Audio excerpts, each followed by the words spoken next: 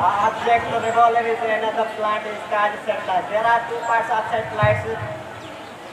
Number first, natural satellite.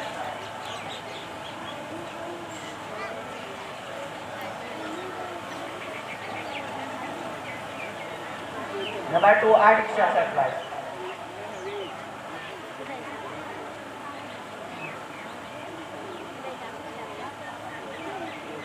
First, we discuss about natural satellites.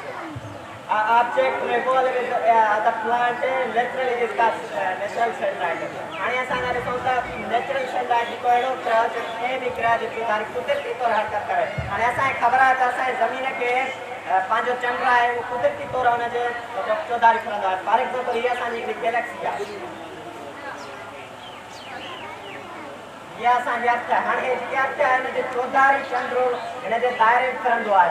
आए चंद्र के पांच रोशनी में होंदी है उस जगह पांच रोशनी होंदा है. ही जने चंद्र सिज्जा जमीन जे विच में थींदा न त सिज्जे करण थी जाए. हाणे ता तो आर्टिफिशियल सैटेलाइट आर्टिफिशियल मतलब खतरा तो जे कैसा ग्रह ठाइना आयो ऐं असां स्पेस में के भी मकसद ला पकीना तो उनके असां आर्टिफिशियल सैटेलाइट चलायो. हाणे जने असां आर्टिफिशियल सैटेलाइट जमीन मां ओडी ऑर्बिट में मोकलीना आयो तो उनके असां पाजी मुकम्मल गारंटी ना तो असां खबर है त असां जे जमीन के कचो सकूल है उहा शइ के पाण तरफ छिकी दिया है.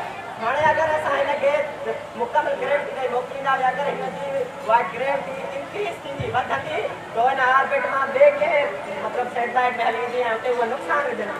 अगरि इहा पोइ मोटी ज़मीन ॾांहुं त हिन जा ॿ हिकिड़ा वॾा नुक़सान थींदा आहिनि. असां जॾहिं बि को सैटेलाइट छॾींदा आहियूं त असांखे हुनजी भरपूर हिकिड़ी टैक्स अदा कंदा आहियूं. ॿी जेको असांखे नुक़सानु इहो आहे त सैटेलाइट में वॾा अंदरि रेज़िस हूंदा आहिनि. अगरि उहे रेज़िस फाटंदा त असांजी अखि निकिरंदा असांखे इहो नुक़सानु थींदो. ऐं जेको सैटेलाइट ईंदी आहे ही पंहिंजो फेरो जेको ज़मीन खे ॾींदी या के ॿिए के प्लान खे त हुन में 24 कलाक टाइम लॻंदो आहे. ऐं जेको दुनिया में सभ खां पहिरियां सैटेलाइट छॾियो वियो हो न जापान छॾियो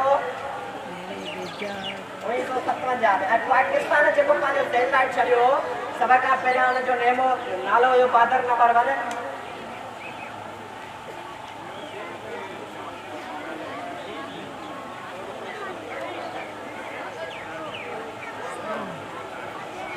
पाकिस्तान पंहिंजो सैटेलाइट छॾियो जंहिंजो नालो बादर नंबर 1990 में ऐं हिनजो हिकिड़ो पंहिंजो चैनल हुयो PT चैनल. हाणे हिते हिकिड़ो सुवालु आहे त जॾहिं असांजो पंहिंजो सैटेलाइट आहे बि हुनजे बावजूद बि असांजे टीवी में मतिलबु ॿाहिरि आउट ऑफ कंट्री जा चैनल छो ईंदा आहिनि. उहे इन करे न त उहे हिन में चैनल लॻियल हूंदा आहिनि.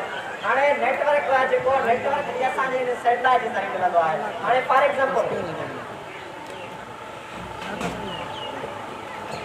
असां ए डिफरेंस जीअं ताईं असां जॾहिं कॉल मिलाईंदा आहियूं त हीअ कॉल थ्रू हीअं न वेंदी आहे. जॾहिं असां हितां कॉल अटेंड करे आहियूं त फॉर एग्ज़ाम्पल हीअ हिकिड़े क़िस्म जो टावर आहे. हिन टावर में जेके सैटेलाइट लॻियल हूंदा आहिनि हीअ कॉल वेंदी आहे थ्रू हिते सैटेलाइट ते ऐं हुते स्पेस सैटेलाइट ते उन खां बाद में वेंदी आहे. हाणे सभ खां पहिरियां जेको नेटवर्क जो क़िस्म आयो हो सभ खां पहिरियां ई आयो हो. उन खां बाद में E+, उन खां बाद में H, उन खां बाद में H+, उन खां बाद में 4G, उन खां बाद में